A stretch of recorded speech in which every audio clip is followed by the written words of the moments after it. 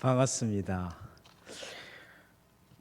오늘 짧은 시간인데 여러분에게 많은 도움이 됐으면 좋겠어요. 아멘. 저 PPT 좀 띄웁니까?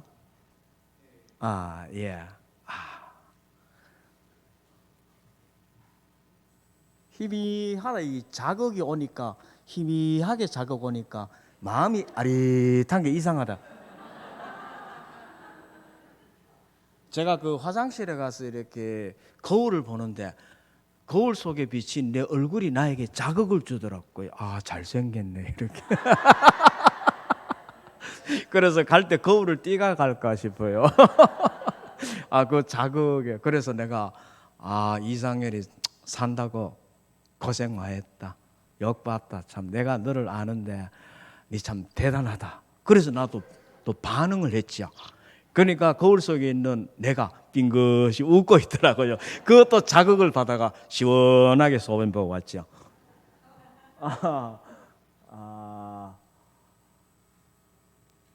저를 소개를 간단하게 하자면은 꿈 위에 꿈을 꾸는 사람 이상열 이렇게 소개합니다. 꿈 위에 꿈을 그리는 사람. 부모 영향력 속에서 또 그 속에서 하나님의 은혜를 받으면서 목사가 되는 꿈을 꾸었고, 목사가 되어서 인생 하프타임 때 하나님은 또 한 번 꿈을 그리시더라고요. 상담이라는, 치유 상담이라는 이 꿈을 한 번 더 그리더라고요. 그래서 미친 듯이 공부를 했습니다. 정말 그때가 38살 때 다시 전문대에 들어가고 4년대 편입하고 석사 과정까지 하고, 그러다가 이제 조금 강의가 끊어지니까 책을 집필하고, 또 강의하다가 강의가 조금 끊어지니까 박사 과정을 공부하고, 하나님은 계속 꿈을 주시더라고요. 꿈을 자라게 하시더라. 그래서 제가 참 좋아하는 말씀이 있어요. 너희 속에 행하시는 이는 하나님이시니 자기의 기쁘신 소원을 두고 행하신다. 아멘. 내 속에 행하시는 네가 하나님이시다. 하나님이 끊임없이 우리에게 자극을 주는데 어떤 설레임을 갖게 하고 기대감을 갖게 하고 도전을 하게 하고, 또 어떨 때는 부정적으로 수치심을 느끼게 하고 부끄러움을 느끼게 하면서도 또 도전하게 하시고, 그래서 아마 끊임없이 공부하고 도전하고 이렇게 달려온 것 같아요. 그래서 여러분들에게도 이런 말씀 드리고 싶어요.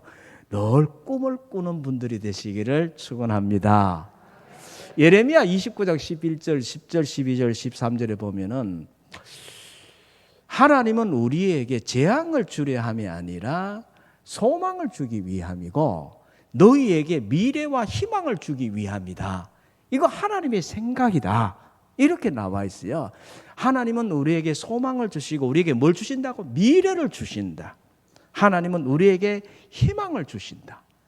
그래서 이 이상열이라는 이 속에, 이 가슴 속에 계속 하나님이 미래를 주고 희망을 주고 소망을 주는데, 결정적으로 그 꿈과 희망과 소망이 상처 속에 숨어 있었어요. 실패 속에 숨어 있었고 아픔 속에 숨어 있었다. 그래서 심리학적으로는 상처는 꿈의 건축가라 이렇게 이야기합니다. 상처가 치유가 안 되면은 상처 속에서 고름이 흘러나오고 관계를 엉망으로 만들어 버립니다. 심지어 부부 관계조차도 깨버립니다. 부모 자녀 관계도 원수처럼 만들어 버립니다. 물론 교회는 말할 것도 없고요. 그런데 이 상처 속에서 고름이 절절절절 새어나오는 것이 아니라 생수가 나오기 시작하니까 이보다 아름다울 수가 없는 거예요. 계속 성장하고 성숙하고 배우니까 이 변화가 일어나는 겁니다. 그래서 여러분에게 먼저 꿈을 가지시고 도전하라 이 말씀을 드리고 싶어요. 혹시 여러분은 상처가 있다면, 저 개인적으로는 포항중앙교회에서 부목으로 있을 때 10명의 부목사가 성경 공부반을 개설했는데 A라는 목사에게는 100명이 지원했고 B라는 목사에게 80명, 50명, 60명, 30명 이렇게 지원했는데 저한테는 한 번도 지원을 안 했어요. 그게 97년도예요. 생생합니다. 1년 동안 얼마나 쪽팔렸는지. 쪽을 파니까 돈도 안 생기고 쥐구멍이라도 있으면 들어가고 싶더라고요. 수요일만 되면 목사님들은 뭐 크로스웨이 들고 떠가고 베델 들고 떠가고 이래 성경책 들고 들어가는데 나는 뭐예요? 멍하니 앉아 있는 거예요.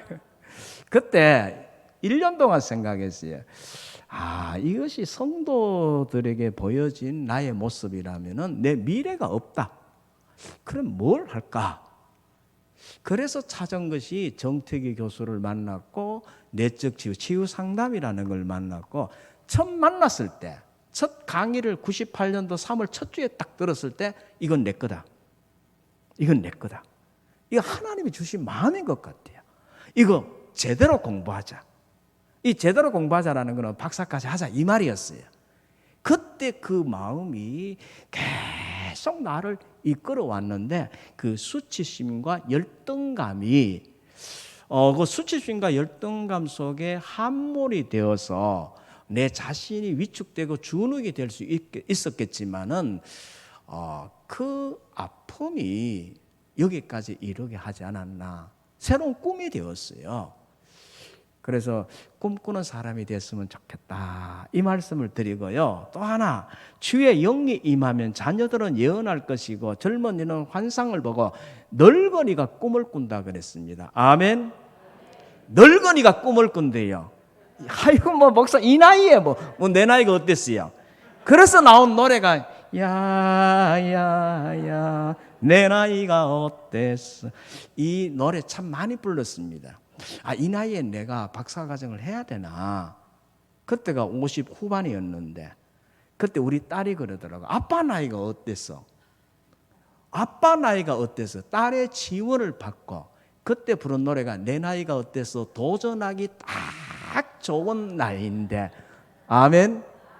늙은이가 꿈을 꾼대요. 성경에 주의 영이 임하면은. 그러니까 젊은이가 꿈을 꿔야 되는데 왜 성경에서는 늙은이가 꿈을 꾼다 그럴까? 늙은이는요, 인생을 살아온 조직의 쓴맛과 단맛과 실패와 성공 모든 걸 경험했습니다. 아픔을 압니다. 그리고 극복한 에너지들이 많습니다. 그리고 세월이 알려주는 지혜로움이 있습니다. 그리고 이제는 돈도 많이 필요 없어요. 욕심도 막 다 내려놓을 수 있고 돈도 내려놓을 수 있고 다 내려놓을 수 있습니다. 그러면서 뭐야? 진짜 내가 하고 싶은 게 무엇인지 그걸 찾아서 달려가는, 이게 자아 실현이고 하나님 나라를 이 땅에서 실현하는 것이다. 아멘. 그래서 저는 공부하라 이래 강조하고 싶어요. 이 성서신학원 있지요? 공부 좀 하소. 진짜로. 왜냐하면 공부를 하게 되면 이 전두엽이 계속 발달됩니다. 뇌는 계속 성장하게 되어 있습니다. 그리고 우리가 잠을 잘 때 육체만 쉬는 것이 아니고 뇌세포가 새롭게 탄생합니다. 우리 몸에 피가 없어졌다가 생성되고 없어졌다가 생성되는 것처럼 우리 뇌세포도 새롭게 탄생하는데, 이게 인지신경 치료에서는 뭐라고 말하냐면은 신경 발생의 원리라 그래요. 우리는 날마다 새로운 사람이에요. 새로운 세포가 탄생하게 되는데 그 새롭게 탄생하는 세포가 과거의 유해한 생각에 의해서 다 죽어버리면은 우리는 언제나 과거의 생각에 사로잡히고 과거의 경험에 사로잡혀서 오늘을 삽니다. 그런데 새롭게 탄생하는 그 세포가 책을 읽고 공부를 하고 명상을 하고 찬양하고 기도하면서 그것이 확 자라기 시작하면은 우리는 날마다 새로운 사람입니다. 그래서 오늘의 사람으로 내일을 살아갈 수 있는 거예요. 그런 의미에서 우리 인사하고 갑시다. 새해 복 많이 받으세요. 새해가 지난 지 얼마나 됐어요? 오래되었지요. 그런데 오늘 지금 살고 있는 날은 전부 새날이에요. 새날. 아멘. 전혀 경험하지 못해본 새날이에요. 그러면 새롭게 탄생한 세포는 어떤 역할을 하느냐? 너와 나를 객관적으로 보는 눈을 갖고 하나님의 형상으로 바라보는 눈을 갖습니다. 새롭게 탄생한 세포는 과거의 유해한 생각에 물들질 않았어요. 이제는 어떤 정보를 넣느냐에 따라 인생이 확 바뀌게 되어 있습니다. 그래서 너를 바라볼 때마다 우리 집사님은 하나님의 형상대로 창조된 고귀하고 존귀한 사람이야. 내가 함부로 평가하면 안 돼. 내가 부정적으로 말을 하면 안 돼. 아멘? 그런데 부정적인 유해한 생각이 많이 들어있는 사람은요, 볼 때마다 부정적인 생각이 드는 거예요. 과거 경험에 사로잡히니까. 다시 말하면 현재 어떤 자극이 오면은 이 내 세포 속에 과거 유해한 생각, 기억들이 발현돼서 둘이가 화학 반응을 일으켜서 지금 내 입에서 언어가 나오고 행동이 나오고 눈빛이 달라지고 제처가 변화가 다 달라지는 거예요. 그래서 우리가 현재 탄생하는 새로운 세포가 유해한 생각을 정복하고 다스리고, 우리 새로운 피조물이잖아. 날마다 새로운 사람이잖아요. 할렐루야. 자, 그렇게 되었을 때 너를 바라볼 때마다 하나님의 사랑의 눈으로 지극하게 볼 수 있잖아요. 내가 나를 바라볼 때도 나를 사랑하고 존중하는 눈으로 바라볼 수 있죠. 내 자체가, 존재 자체가 존귀하고 고귀하잖아요. 그러면 상대방을 바라볼 때도 어떻게 해요? 존귀하고 고귀하고 내 안에 하나님의 형상, 하나님의 사랑, 하나님의 성품이 있으니까 그 성품이 과거의 유해한 세포 속에서는 그 성품이 병들고 왜곡되어 있었는데 새로운 신경세포에 의해서 그 사랑의 세포가 살아있단 말이에요. 새롭게 탄생했다. 그러면 그 사랑을 갖고 너를 보면은 소통 끝. 반응이 없는겨. 우리는 수시로 자극을 받으면서 반응을 하게 되는데 오늘 새롭게 탄생한 내 세포가 반응을 하게 되면 항상 창조적이고 긍정적으로 아름답게 선하게 반응할 수 있습니다. 아멘. 그리고 우리 내 세포는 신경가소성의 원리를 갖고 있습니다. 뇌는 딱딱하게 굳어져 있는 것이 아니고 말랑말랑해서 아이가 진흙을 갖고 놀면 모형을 변화시키듯이 생각을 어떻게 하느냐에 따라 뇌의 모형이 바뀐다는 겁니다. 그래서 긍정적인 생각을 많이 하고 사랑의 생각을 많이 하면은 뇌가요, 사랑의 나무가 계속 자라는 겁니다. 그 하나님의 형상이 계속 빛이 나는 거예요. 아멘. 그래서 우리가 날마다 새로운 사람으로 오늘 또 새롭도다 이렇게 너를 바라볼 수 있고 하나님의 형상으로 바라볼 수 있다면 얼마나 좋겠습니까? 아멘. 자, 우리 이렇게 인사합시다. 내 속에 있는 하나님의 형상이 당신을 바라봅니다. 시작.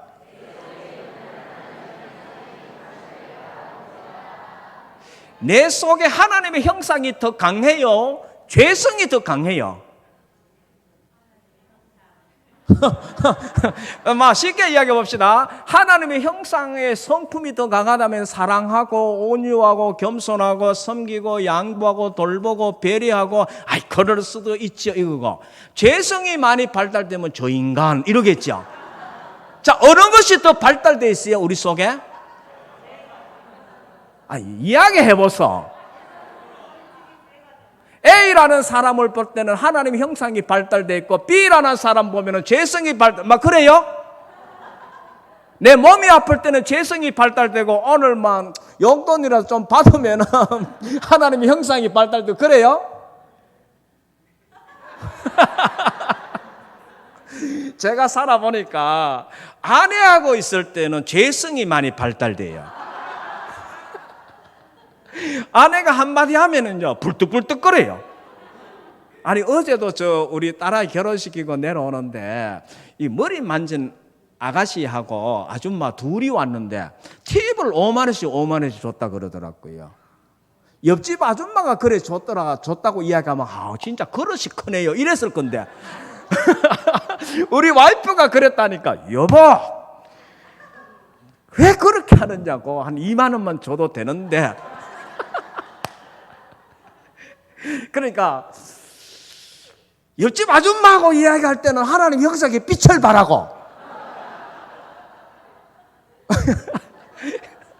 우리 와이프하고 할 때는 죄성의 빛을.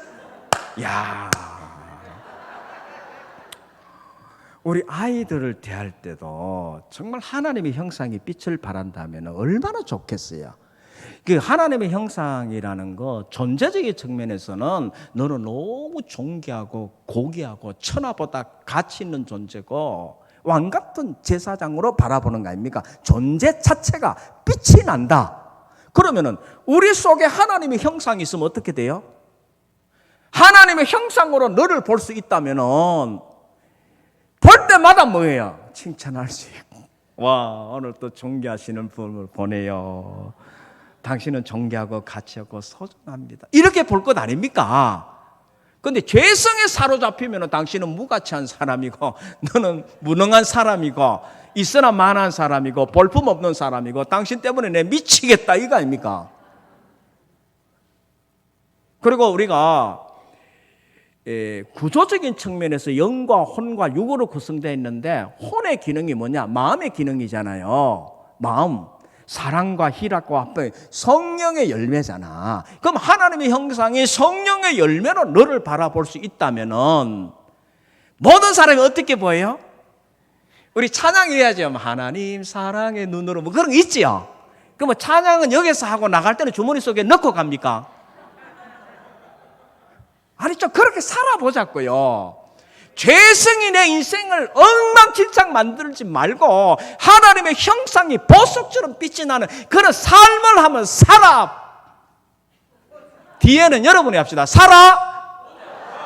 아멘. 근데 잘 될까 안 될까? 그 왜 안 될까요? 따라합시다. 그거는 내 성질 더러워서 그렇다. 그런데 내 성질 더러운 줄 모르고 자꾸 당신 탓이라 그래요.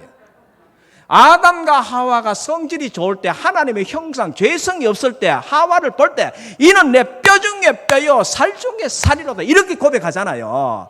칭송하잖아. 칭송. 벌거벗었는데 뭐가 없었다?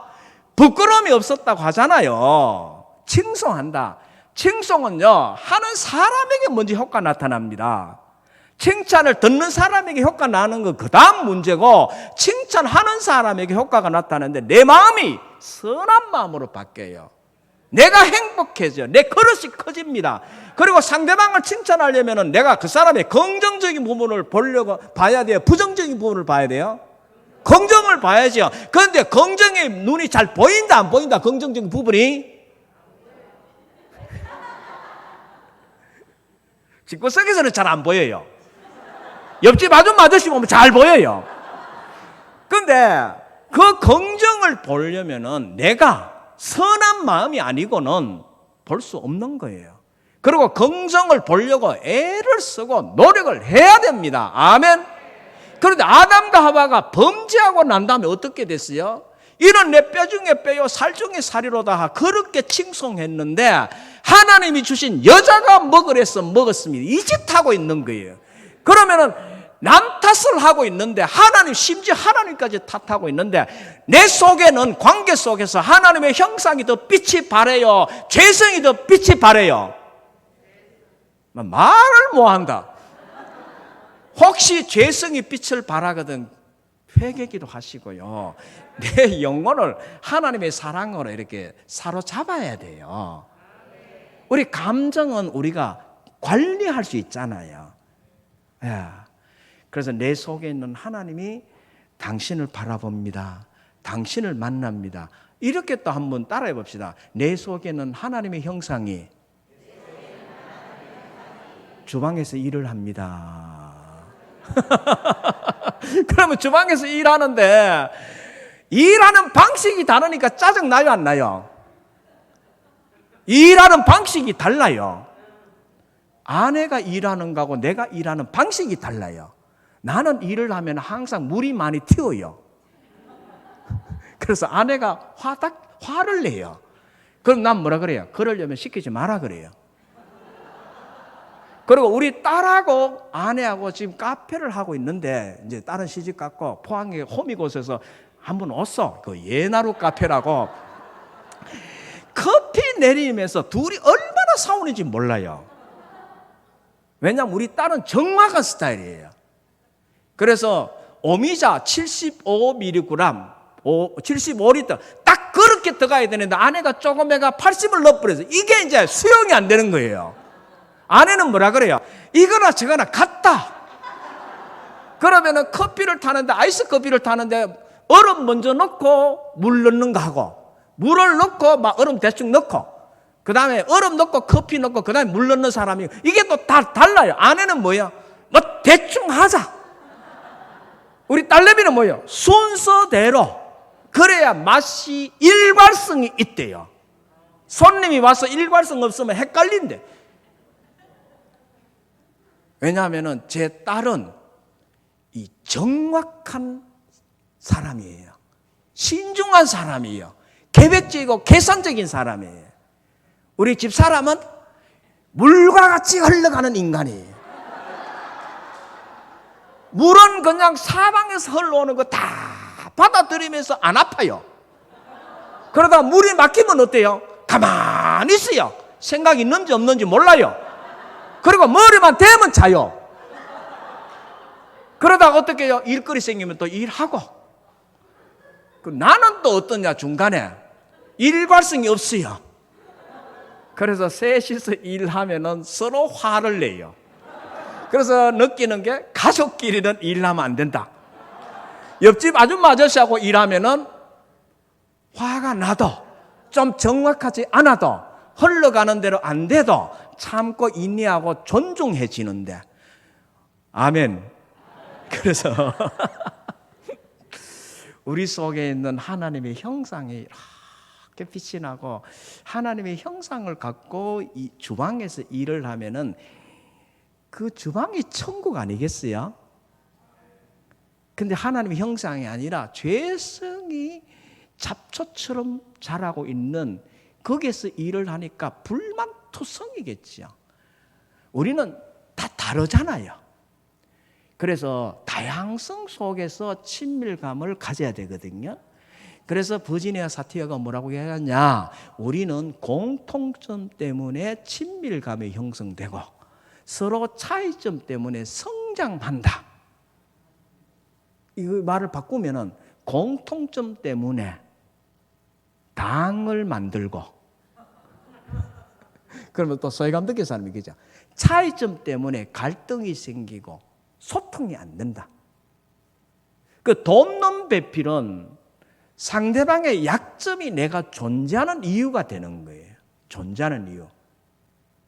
그런데 바라는 배필은 뭐냐? 상대방의 약점은 불만의 요소가 되는 겁니다. 그래서 소통의 핵심은 뭐냐?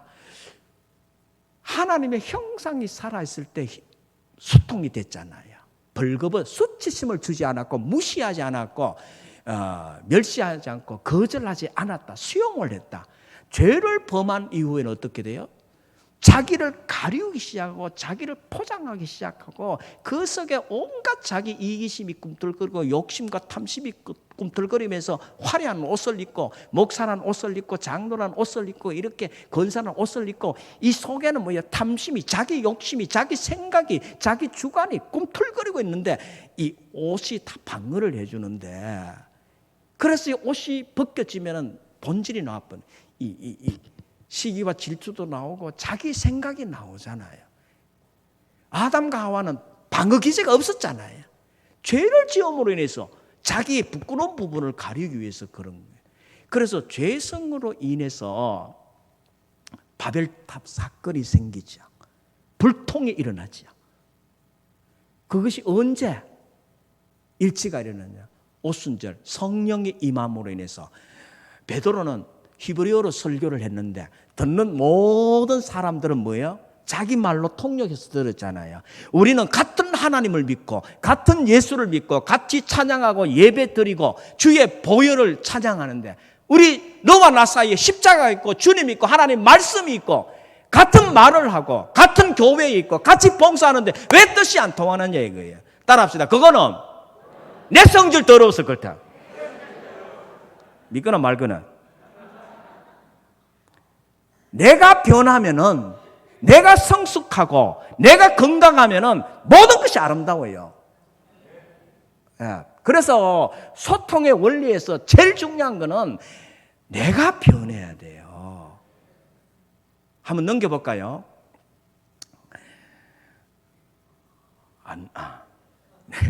내가 변하면 세상이 변하게 돼 있습니다.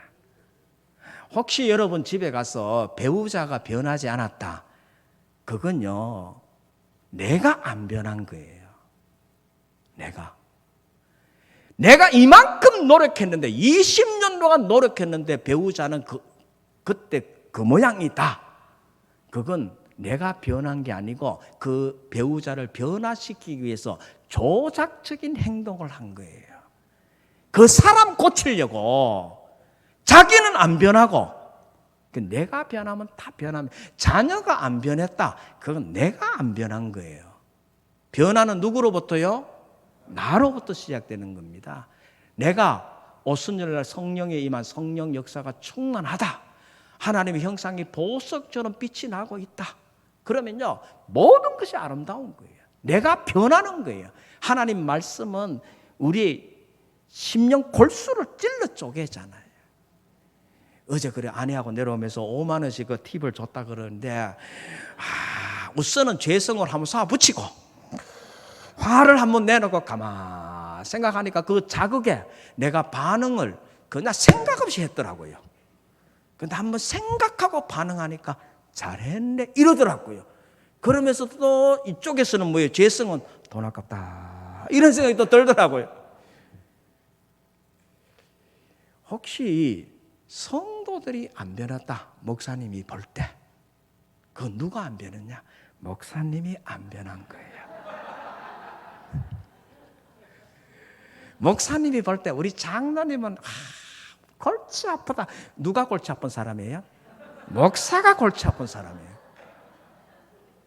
그래서 주님 말씀이 맞아요. 네 눈에 있는 들보는 못 보고. 맞아요. 그러면 장로님이 볼 때 우리 목사님은 왜 이럴까? 그거는 누가 안 변한 거예요? 내가 이 말을 꼭 해야 돼요. 남 탓할 거 하나도 없어요. 여러분이 목사를 미워하면은요, 잠을 잘 때요, 이런 꿈을 꿉니다. 강대상에 뱀이 한 마리 있어요. 그래서 뭐라고 하냐? 우리 목사님이 요새 기도도 안 하고 사탄이 역사하나 이렇게 이야기해요. 그게 아니에요.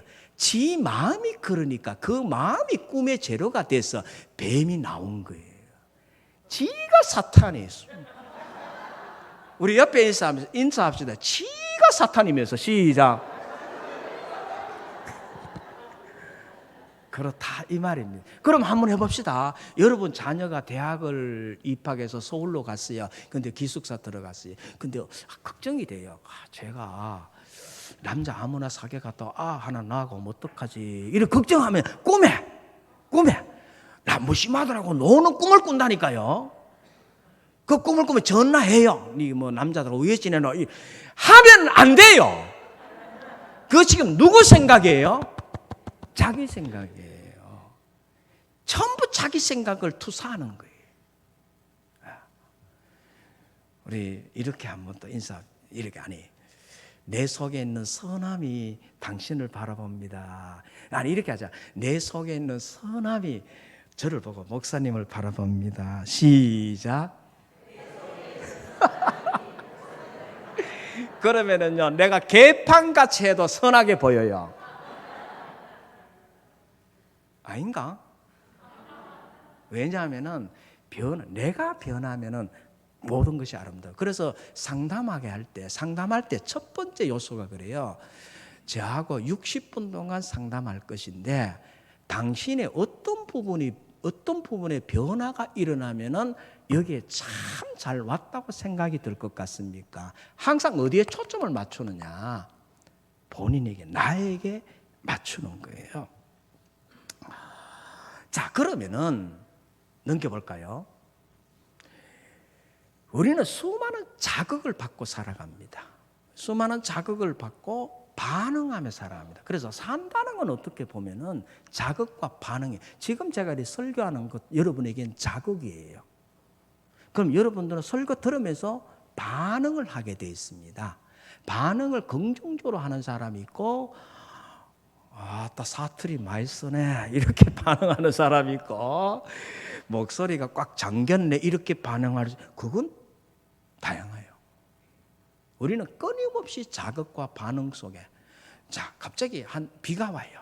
비가 오는데 이거는 내 의지와 관계없이 비가 와요. 그러면 어떻게, 이게 자극이잖아요.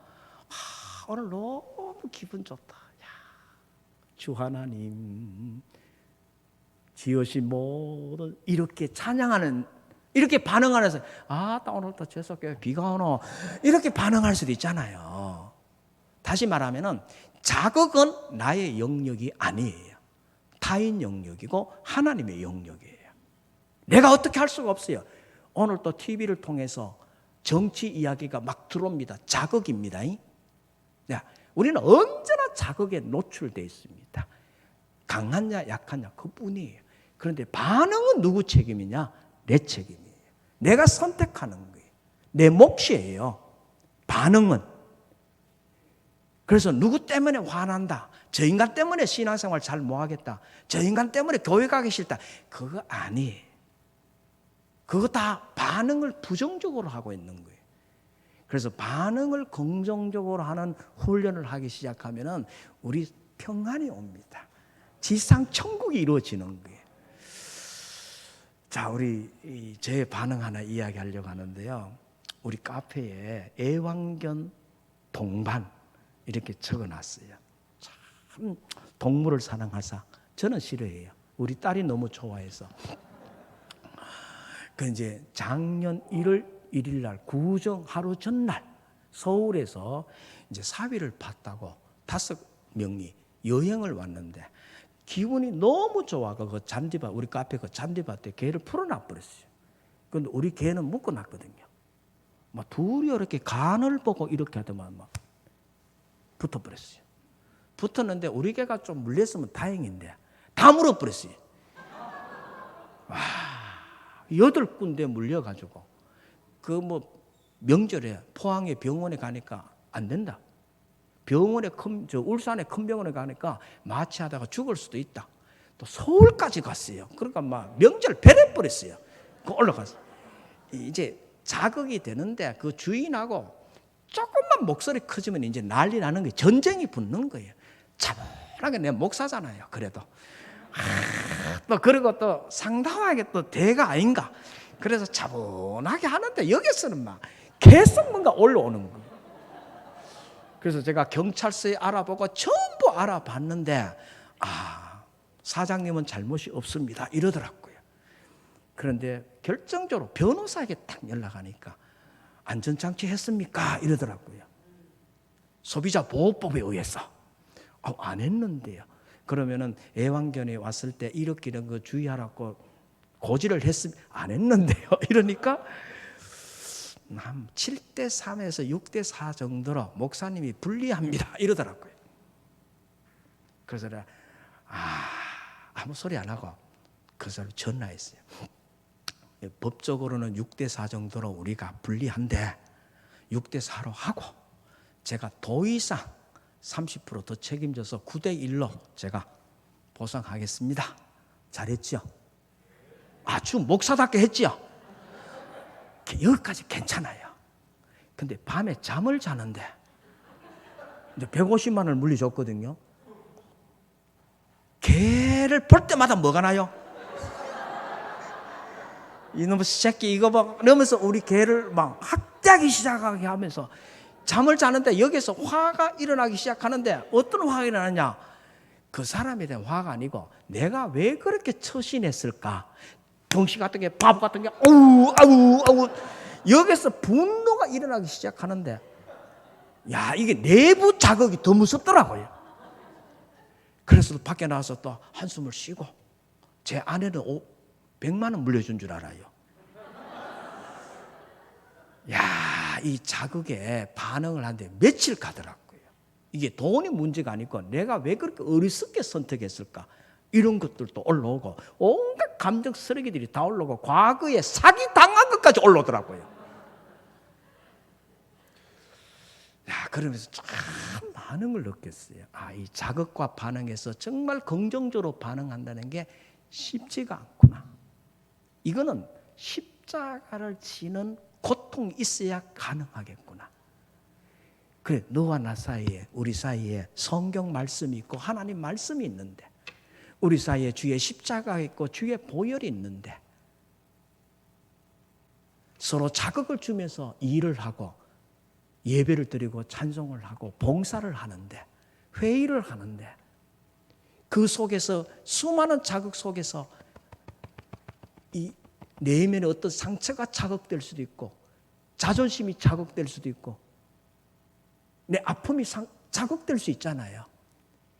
그런데 얼굴로 반응을 해야 되는데 이게 외적으로만 반응하고 내면이 건강하게 반응하지 못하니까 예예 좋게 반응하고도 집에 들어오면 화가 치밀어 오르고, 그 사람 볼 때마다 화가 나고, 보는 것도 짜증이 나고, 신경 쓰이고, 예민해지고, 꼴보기 싫어지고 이러잖아요. 내만 그러나? 뭐냐 하면은 하나님의 말씀이 있고 성경이 있고 절대적인 진리가 있잖아요. 그런데 왜 그럴까? 자극과 반응에서 우리는 반응한 훈련을 많이 안 했다 이 말이에요. 그럼 어떻게 반응했느냐? 무의식적으로 반응했고 자동적으로 반응했다. 나에게 유익한 대로 반응했다. 내 편한 대로, 내 익숙한 대로, 내 몸이 기억하는 대로 자동적으로 반응했다. 창조적으로 반응한 게 아니라, 긍정적으로 생산적으로 한번 생각하고 반응한 것이 아니라 자동화되어 있었다. 밖에 나오면은요, 어느 정도 생각을 합니다. 너와 나 사이에 자극과 반응 속에 공간이 있습니다. 그런데 가정에 들어가면은요, 자극과 반응 사이에, 너와 나 사이에 공간이 없어요.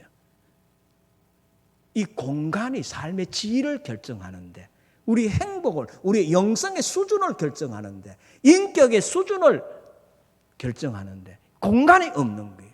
그래서 밖에 나오면 다 인격자고 집구석에 들어가면 알 수 없는 당신이 되는 거예요. 우리 딸이 그러더라고요. 아빠, 밖에 나가면은 자극과 반응 사이에 공간이, 생각하는 공간이 좀 있는데 집에서는 없대요. 그냥 붙어 있대요. 다시 말하면은 감정 반사 반응을 하는 거예요. 창조적인 반응을 하는 게 아니고, 의지를 갖고 반응하는 것이 아니고, 그냥 자극에 무의식적으로 자동화되게 반응하는 거예요. 그래서 내가 63일 동안 기도했어요. 자극과 반응 사이에 생각을 다스려 달라고, 감정 통치해 달라고 63일을 기도했는데 됐다 안 됐다 됐다 안 됐다 그래요. 기분 좋을 때는 잘 돼요. 그런데 아침에 눈을 탁 떴을 때요, 새로운 세포가 역사할 때는요, 아내가 뭐라 그러면 네, 예 알겠습니다. 너무 부드러워져요. 이제 머리 스프레이 부리면 아내는 스프레이 냄새 너무 싫어하거든요. 그 물 좀 이렇게 뿌리라 그래요. 그 말을 들으면 전에 그래요. 새로운 세포가 탄생하고 주의 영이 역사하면 네, 물 뿌리 이러는데 갑자기 어느 날에 누가 뭐러나 됐다 마 시끄럽다 이러더라고요. 그게 이제 빈도수가 네 하는 게 7 됐다 마 그게 3 요 정도 되면 그나마 건강한 거예요. 그래서 가정에서 가정은 미숙아들이 사는 곳이거든요. 우리 그 권사님 물어봅시다. 남편이 어른인 것 같아요? 애인 것 같아요? 아니 물어보자고. 살아왔잖아. 그럼 뭐 어른인 것 같아요? 애인 것 같아요? 남편이 애 같지요? 어른 되면 죽어요. 집에만 들어오면 그래요. 밖에 나가면 갑자기 어떻게 해요? 굉장히 성숙한 어른이 되어 있어요.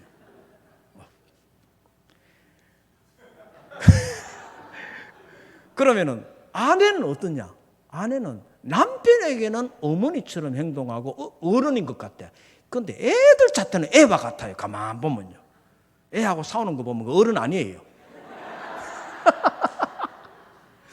그래서 이 가정은요, 내면 아이가 사는 곳이고, 미성숙한 영혼들이 사는 곳이다.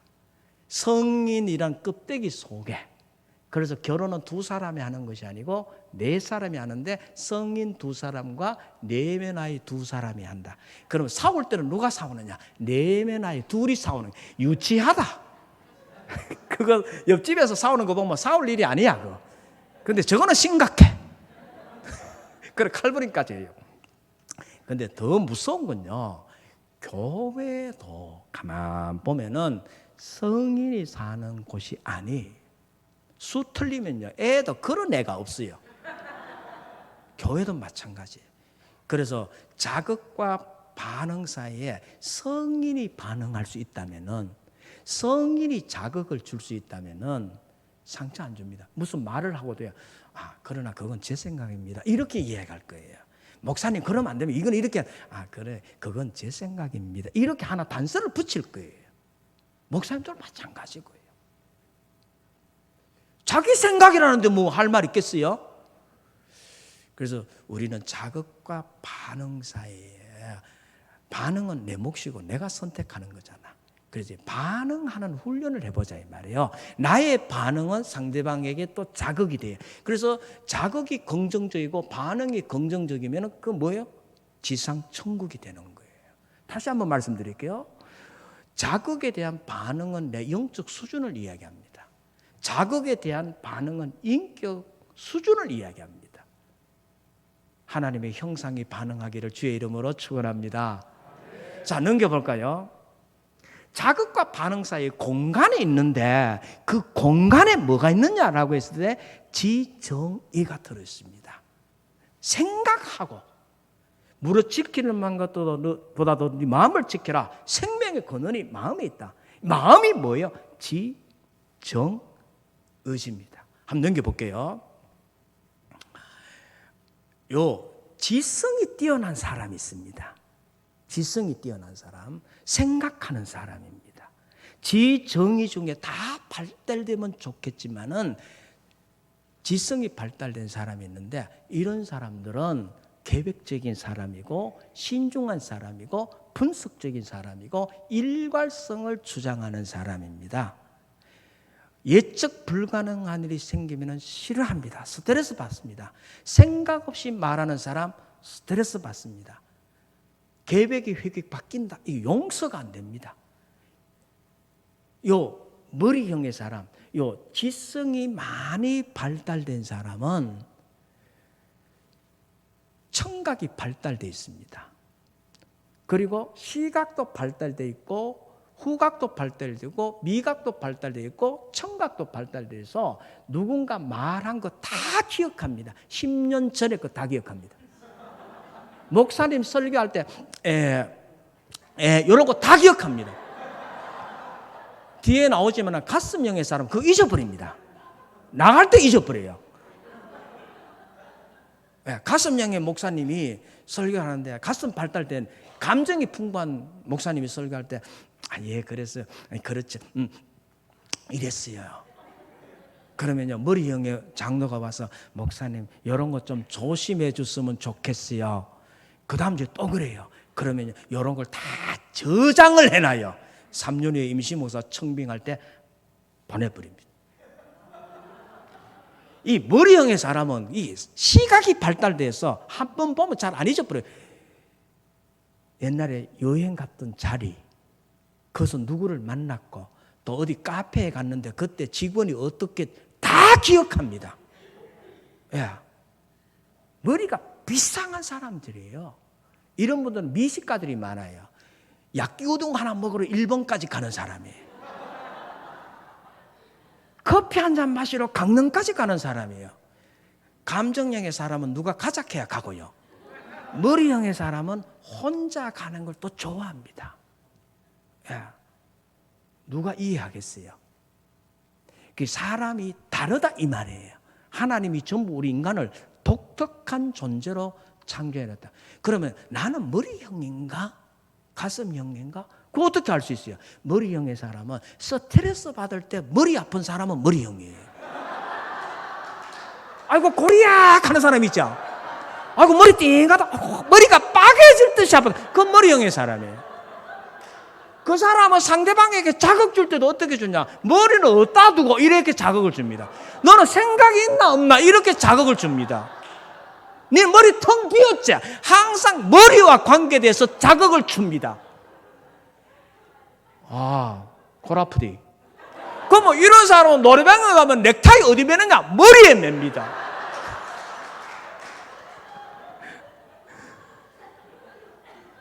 이런 사람은 머리가 정리가 돼야 반응을 잘합니다. 그러면 성경 말씀 읽으면 정리돼야 되는데 성경 말씀 읽어도 잘 안 될 때가 있어요. 왜? 이 속에 기억의 파편들이 너무 많아서 그래요. 현재 어떤 목사님으로부터 자극을 받았다. 그럼 과거에 있었던 온갖 구정물통에 들어있는 끈덕이가 올라와서 이거 두 개가 화학 반응을 일으켜가지고 이 머리가 빡빡해지고 답답해지고 정리가 안 돼요. 그래서 예민해지는 거예요. 이런 사람 신중한 사람입니다. 돌다리도 두드려보고 잘 안 건너고요. 계획을 1안, 2안, 3안 철두철미하게 세우고요. 여행 갈 때도요. 휴게소 어디에 들려서 몇 분 쉰다. 그것까지 하는 사람들이에요. 이런 머리형의 사람들은 당회하기 전에 또 목사님 설교하기 전에 항상요. 머리를 좀 쉬어줘야 돼요. 머리를 정리를 해야 돼요. 그 정리하는 방법이 산책이에요. 걷는 거예요.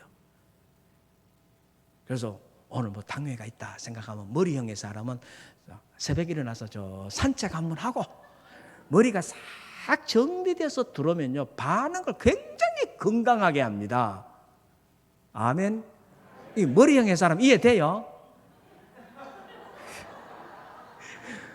목사님 생각 없이 말하면 안 됩니다. 이러면 안 돼요. 항상 생각이 네 돌대가리가 또 이러면 안 되죠. 이건 좀 심하고. 그래서 이 머리형의 사람은 완벽주의 성향을 갖고 있습니다. 물건은 제자리에 있어야 되고 일하는 방식은 언제나 올바르게 순서대로 계획대로 원칙대로 이런 게 있습니다. 이 사람은 반드시 감성 훈련을 하셔야 됩니다. 그런데 감성 훈련 안 하려고 그래요. 왜? 감정에 휘둘리게 되면 내 총명한 판단력이 흐려진다. 그래서 감정에 호소하면 계속 차분해지려고 더 냉정하게 반응을 합니다. 이분들이 추구하는 것이 공평이거든요. 그리고 정확, 논리, 합리성이거든요. 그래서 감정에 휘둘리는 사람을 별로 안 좋아하라 그럽니다. 그런데 이 머리형의 사람이 생각하는 사람이 감성이 많이 발달되면요. 이보다 더 아름다울 수 없어요. 정확하게 하면서도 인간미가 넘쳐나니까 얼마나 좋아요. 그래서 뭐예요? 반응을 하기 시작하면은 세상이 아름답다 이 말입니다. 이 생각. 그런데 넘겨볼까요? 좀 더 넘겨봐요. 다시 한 번 더 넘겨봐요. 하나 더요. 한 번 더 넘겨봐요. 요게 생각이 어떠한 그 마음이 대저 그 마음의 생각이 어떠한 그 위인 또 그러하다. 생각이요 인생을 바꾸는 거예요. 요즘 양자 물리학이 등장하면서 양자 역학에서 주장하는 게 뭐냐? 생각이 바뀌면은 유전자도 바뀐다. 이 말을 합니다. 뇌가 생각을 지배하는 것이 아니고 생각이 뇌를 지배한다. 쉽게 얘기하면 뇌는 육체고 생각은 마음인데 마음이 육체를 지배하는 거지 육체가 뇌를 지배하는 게 아니에요. 생각을 바꾸면 뇌세포가 신경 발생의 원리도 있지만 신경 가소성의 원리로 이 말랑말랑해서 바뀐다 이 말이에요. 모형이 바뀐단 말이에요. 그래서 생각을 바꾸면 이 자체가 바뀌는 거예요. 그래서 자극도 잘해야 되지만 반응을 건강하게 하자. 아멘. 이제 하나님의 사랑으로 반응하세요. 할렐루야. 자, 그런데 보세요. 하나님의 아는 것을 대적하여 높아진 것을 다 무너뜨리고 모든 생각을 사로잡아 그리스도에게 복종하게 하라. 우리 생각을 사로잡아야 돼. 자극과 공간 속에 생각을 하게 되는데 이 생각을 사로잡아야 돼요. 무엇으로? 주의 보혈, 주의 능력, 주의 사랑, 주의 말씀으로 사로잡아야 돼요. 그런데 공간이 없으니까 반사적으로 반응하고 익숙한 대로 반응하고 이기적으로 반응하고 무의식적으로 반응하기 시작하니까 이 반응에 또 자극을 받아서 무의식적으로 반응하고 자동적으로 반응하려 교회 가서 상처 입었다 이러잖아요. 교회 사랑이 없더라 이래요. 이해가 안 된다. 우리 장로님 이해가 안 된다. 우리 목사님 이해가 안 된다. 또 이해가 안 된다 그래. 그럼 오해밖에 할 게 없잖아요. 마귀가 벌써 시몬의 아들 가룟 유다의 마음에 예수를 팔려는 생각을 다시 말하면 자극과 반응 사이에 생각이라는 공간이 있는데 생각을 사로잡지 못하면 악한 영들이 틈을 타요. 그때부터는 나만의 진리 속에 사로잡혀서 변화가 안 일어나요. 변화가. 나만의 진리라는 게 얼마나 무서운지 알아요? 자기만의 신념, 자기만의 고정관념, 편견, 선입견. 고정관념이 예수를 십자가에 못 박았어요. 가룟 유다의 고정관념이 뭐냐 지금. 메시아, 정치적인 메시아를 원했기 때문에 극한 상황으로 밀어넣으면 예수가 기적을 일으킬 거다. 자기 생각에 사로잡히니까 악한 영들이 틈타버리는 거예요. 그런데 우리는 목사라는 옷을 입고 있기 때문에 마귀가 틈타는 걸 모른단 말이에요. 우리는 장로, 권사, 집사는 옷을 입고 있기 때문에 내가 하나님의 사람이고 하나님의 생각에 사로잡혀 있는 줄 아는 것 같지만 저 악한 영들에 사로잡힐 가능성도 무시할 수 없다 이 말이에요. 자극에 대해서 우리가 어떻게 반응할 것인가 이거는 목숨 걸고 훈련해야 됩니다. 아멘. 오늘 내가 좀 변한 것 같다. 이거 막 소리 지르고 일한다. 원래 안 그러거든요. 목사 안 그러잖아, 그죠?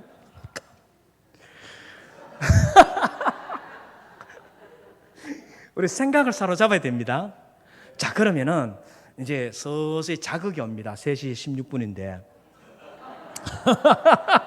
야, 이거 언제 마치나? 아우, 자극이 옵니다. 이제 반응을 어떻게 해야 돼요? 그러면 이제 여러분의 얼굴의 반응이 나에게는 뭐예요? 자극이에요. 그래서 빨리 잘 살피고 해야 돼요. 이제 앞으로 좀 돌려보세요. 예. 자극에는 이제 머리, 생각에는 반드시 감정이 따라옵니다. 그런데 가슴형의 사람은 감정 느끼고 난 다음에 생각하고 말을 합니다. 그러니까 감정 느끼는 대로 말을 하고 생각을 하고, 머리형의 사람은 생각을 많이 하고 감정을 표현하고 말을 합니다. 그래서 신중한 사람, 머리형은 실수를 잘 안 해요. 집에서 화도 잘 안 내요. 그런데 분위기 상해서 화를 내요. 그 가슴형은 얼굴 벌게가 화를 내고요. 그래서 항상 가슴형이 손해예요. 표정이 드러나 버리니까. 이 가슴형의 사람은 감정이잖아요. 그러면 나는 가슴형인가 아닌가? 스트레스 받았을 때 가슴이 답답하다고 자꾸 외치는 사람 있죠? 아이고 속 터진대 속 터진대. 그거 다 가슴형의 사람이에요. 가슴형의 사람은 또 어떻게 되느냐? 나 목사님 때문에 속 터져 죽겠다 이런 말을 해요. 또 항상 이거와 관계된 말을 하게 돼 있습니다. 자극을 주게 돼 있다 이 말이에요. 그래서 우리 감정을 잘 다스려야 돼요. 감정은요 에너지입니다. 감정이 죽으면 다 죽는 거예요. 생각에서 감정이 발생되는데 부정적인 생각을 하면 부정적 감성이 생성되게 되어 있습니다. 이건 뛸래야 뛸 수가 없습니다. 다시 말하면 해마상 융기 속에는 생각이 저장되어 있고 내편대처 속에는 그 생각에서 발생되는 감정이 저장돼요. 도서관에 책처럼 저장되어 있습니다. 단백질 속에. 그럼 이 두 개가 분리될 수가 없습니다. 그래서 생각에서 긍정적인 생각을 하면은 긍정적 감정이 형성되고 부정적 생각하면은 부정적 감정이 형성될 수밖에 없습니다. 그런데 가슴형의 사람은 감정이 먼저 형성되고 이제 이 차이점은 있습니다. 자, 가슴형의 사람은 노래방에 가면은 넥타이를 어디 매요? 가슴에 맵니다. 이 가슴형의 사람은 계획이 약합니다. 일관성이 부족합니다. 변화와 융통성을 좋아합니다. 살다 보면 그럴 수 있지 뭐. 약속 잘 안 지킵니다. 30분 늦습니다. 심각하게 생각 안 합니다. 그래서 남들 이해를 잘하고 수용 잘하고 용서 안 되는 게 없습니다. 머리형은 용서가 안 돼요. 한 2번까지 참다가 안 되면 싹 꺼버립니다. 그래 가슴형 사람은 저거 죽일 놈 그래도 다음에 같이 밥 먹습니다. 속이 시원한데 뭐 어떡합니까? 가슴형의 사람은 간이 콩알만해졌다, 간 졸인다, 간 떨어지겠다 이런 말도 자주 합니다. 미치겠다 이런 말도 자주 하고요. 이 생각 없이 말하는 사람, 일단 내 뱉고 나면은 이제 생각을 합니다. 주워 담을 수 없잖아. 말에 실수가 많잖아요. 그래도 이 수용 능력이 좋아서 하나님의 은혜를 그래 많이 받아요. 금방 쏟아서 그렇지. 머리형은요 은혜 잘 못 받아요. 의심이 많아가. 따져봐야 돼요. 하나님 왜 나를 사랑하지? 그러면 목사님이 장로님을 칭찬했어요. 가슴형의 사람은 어떻게 해요? 예 감사합니다. 머리형의 사람 왜 칭찬하지? 칭찬을 분석합니다. 머리형의 사람은 의사소통이 어떠냐? 초이성적이면서 간접화법을 씁니다. 넌저시 이야기합니다. 알아들으라고. 그 못 알아들으면 어떻겠냐? 너는 말귀를 못 알아듣는다 이래요 또. 말해도 못 알아듣는 사람이 있는데 넌저시 이야기해서 어떻게 알아들어요? 그런데 가슴형은 말하는 게 그 마음이에요. 그래서 오해가 굉장히 많이 생깁니다. 우리 딸이 그래요. 우리 딸은 머리형이거든요. 아빠 학교에서 오는데 이거 주더라 그래요. 뭐냐면 미용학원에 수강생 모집이에요. 가슴형의 사람 아빠 나 이거 미용 이거 배우면 안 돼. 이렇게 이야기할 겁니까? 근데 머리형은 그거 안 돼요. 거절당하고 싶어서 아빠 이거 주더라 이래요. 그래서 내가 이거 하고 싶니? 하고는 싶은데 그래서 어떻게 했어요? 미용학원에 데려가서 2시간 동안 경험을 하게 만들었잖아요. 그러더니 뭐라는지 압니까? 하고는 싶은데 여기 오는 애들이 물이 안 좋다. 일단 공부가 되니까 공부할게. 그리고 고등학교 2학년 때 아빠 이거 아직 가지고 있대요. 하고 싶다는 말은 안 하고 네 이거 하고 싶니? 아니 디자인 하고 싶대요. 그 디자인 하면서 불러내려가 2시간 이야기하다만 아빠 안 할래. 왜? 내가 상상했던 거하고 즉 생각했던 거하고 TV에 나오는 거하고 너무 다르더라. 일단 공부가 되니까 공부할게. 그 대학 들어갔어요. 대학 졸업하고 난 다음에 취직 딱 생명공학 갔다. 아빠 진짜 내 하고 싶은 거 하면 안 돼 이래요. 해야지. 그거네 뭐 하고 싶은데 이거.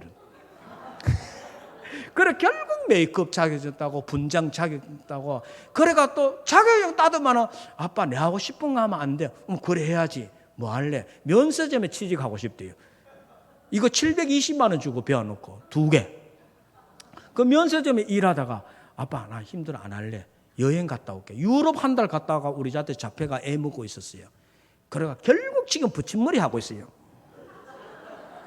그래도 남자친구 만나고 그래. 뭐냐면은요, 이 머리형의 사람은 항상 넌저시 이야기하고 간접화법을 씁니다. 여성이 만약에 머리형이라면 간접화법 더 많이 씁니다. 여성 자체가 간접화법을 쓰거든요. 가슴형의 사람도 여성은 간접화법을 쓰는데 머리형의 사람은 간접화법을 더 많이 쓴다 이 말입니다. 그래서 이 대화 의사소통에도 굉장히 갈등이 옵니다. 예를 들어 가슴형이 이렇게 말했는데 머리형은 갔어요. 혼자 고민하고요. 혼자 아파하고요. 그리고 나중에 혼자 소설을 써서 오해를 해가지고요. 나중에 갈등이 생겨버려 헤어지는 그런 연인들이 얼마나 많다고요. 교회는 그런 일. 구미 시차는 막 좋겠지요. 그래서 이 가슴형의 사람은 넌저시 이야기하는 그 의미를 알려고 노력해야 되고요. 머리형의 사람은 직접적으로 좀 이야기하는 훈련을 해야 됩니다. 왜 직접적으로 이야기하느냐? 신뢰를 줄까 싶어서.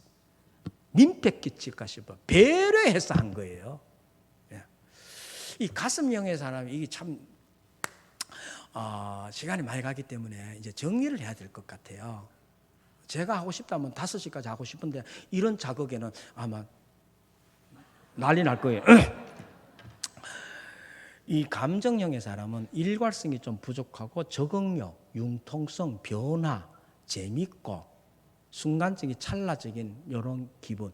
그리고 제가 목사잖아요. 설교를 준비해도 머리형은 월요일 쉬고 화요일부터 계획대로 준비해서 설교를 완성합니다.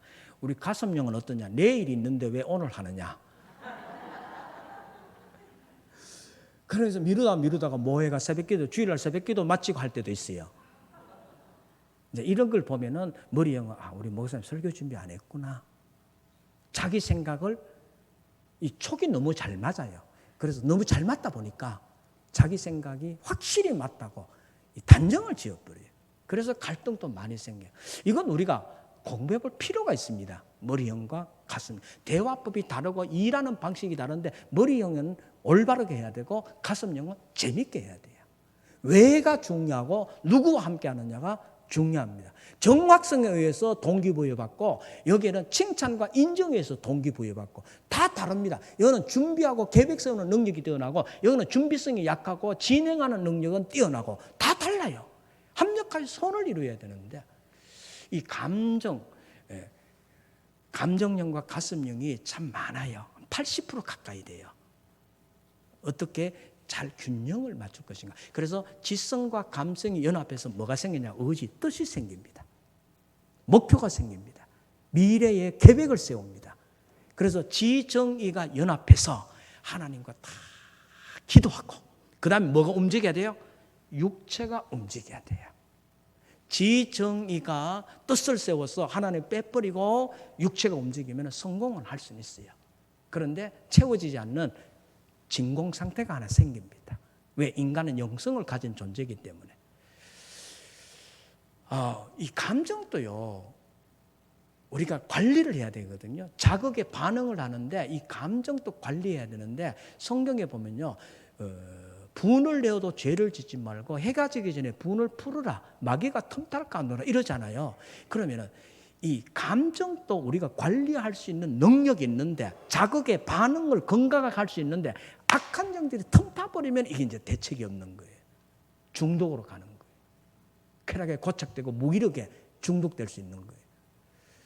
자, 이제 계속하면은 시간이 많이 안 되니까 결론적으로 내 속에 하나님의 형상이 보석처럼 빛이 나고 소통의 달인이 되기 위해서 그리고 우리 교회가 정말 행복하게 아름다움을 노래하고 주의 사랑이 넘쳐나기 위해서는 자극과 반응, 주는 사람도 자극을 아름답게 줄 수 있어야 되고 반응, 좀 부정적으로 자극이 왔다 할지라도 긍정적으로 반응할 수 있는 힘을 가졌으면 좋겠다. 이 말씀을 드리거든. 내 속에 있는 하나님의 형상이 반응하면 돼요. 오늘 하나님의 형상의 반응, 예수님께서 이렇게 말했어요. 겉옷을 달랐고 자극이 왔어요. 어떻게 해요? 속옷까지 주라. 오리를 가자고 자극이 왔어요. 반응을 어떻게 했어요? 심리까지. 오른밤을 맞았어요. 자극이 왔어요. 왼밤 돌려대라는 것은 다양한 해석이 있지만은 피해자에게 주는 메시지예요. 내가 복수할 수도 있고 대들 수도 있는데 반응을 어떻게 하라고요? 복수하지 말고 왼밤도 돌려대라. 원수를 어떻게 해요? 원수를 볼 때마다 반응을 어떻게 하라고요? 사랑하고 핍박하는 자를 위해서 반응을 어떻게 하라고요? 기도해주고 이렇게. 그래서 사도 바울이 나의 당한 일이 오히려 복음의 진보가 되었다 하잖아요. 하나님의 형상으로 반응하게 되면 우리의 삶은 행복할 줄로 믿습니다. 자, 자극과 반응 이 단어를 좀 꼭 기억하시고 이렇게 기도하세요. 주님, 자극과 반응 사이에 주의 생각 임하게 하소서. 자극과 반응 속에 주의 보혈 흐르게 하소서. 자극과 반응 속에 내 생각에 주의 생각으로 내 생각을 통치하고 내 감정을 다스려달라고. 그래서 항상 긍정적으로 반응하게 해달라고. 이 능력을 달라고 매일매일 기도하세요. 이거는 교회 와서 무릎 꿇고 기도 안 해도 돼요. 차 타고 가면서도 기도하고 빨래하면서도 기도하고 설거지하면서도 기도하고 주님 자극과 반응 속에 주의 생각이 임하시고 생각을 사로잡아 주셔서 주의 보혈을 흐르게 하소서. 내 영혼을 날마다 새롭게 하셔서 반응을 건강하게 갈 수 있는 지혜와 능력을 주시옵소서. 아멘. 우리 옆에 인사합시다. 잘 살아봅시다.